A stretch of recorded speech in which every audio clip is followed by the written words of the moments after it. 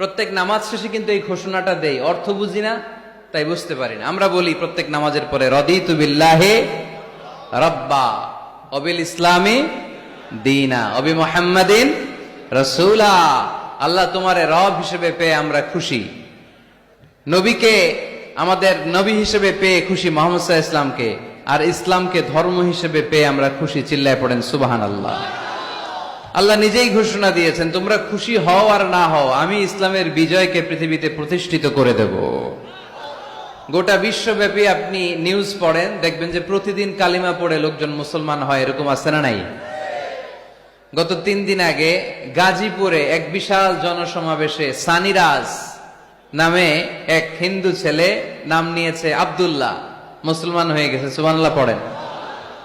হযরতুল আল্লাম কামরুল ইসলাম সাঈদ আল আনসারী ভাইয়ের হাতে ওই দিন দেখলাম পেকুয়া দিগন্ত ফাউন্ডেশনের তাফসীর